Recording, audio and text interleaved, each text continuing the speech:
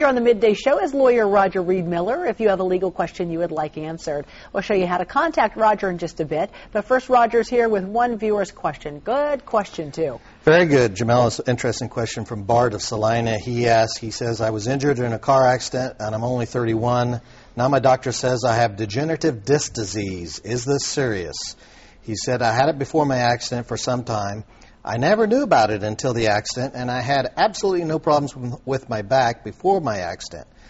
My doctor says that if I could learn to live with the pain or have a surgery he recommends where he would replace 3 discs with artificial discs. I don't know what to do as the other guy's insurance company admits that he ran the red or the stop sign, but says that they aren't paying for the surgery. Help, Bart says. What do you think? Wow, well, there's a lot of issues there. First off, the degenerative disc disease. I'm not a doctor, I'm an attorney, but I've seen these often enough. Degenerative disc disease is something that most doctors will tell you that anyone older than age 24 has degenerative disc disease. Really? And basically, all that is a natural aging process of the human spine, where the disc in between the bones, the vertebral bodies, begins to shrink, begins to dry up.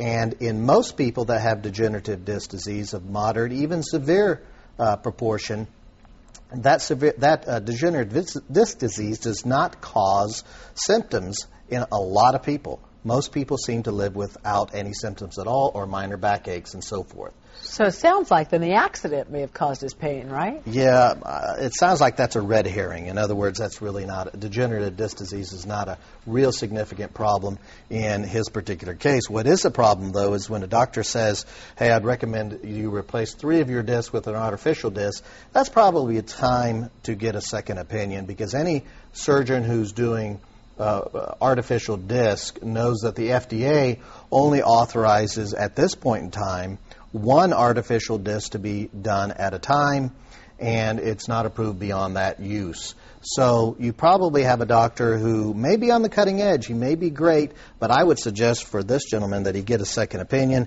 and since the other guy's insurance company appears to be giving him some static, it's probably time for this gentleman to get to an attorney to talk about the medical progress of his case, to talk about the lack of pre-existing conditions and so forth that are real in this particular case, and to discuss where this case should go from this point forward. This is great that he sent it in so we can get this information. Absolutely. Okay, thanks, Roger. We want to let you know if you have a legal question you would like Roger to address, you can email him by going to KATE.com. Just click on Lawyer on the Line, and he'll answer your question just as he did today for this viewer. We'll be right back.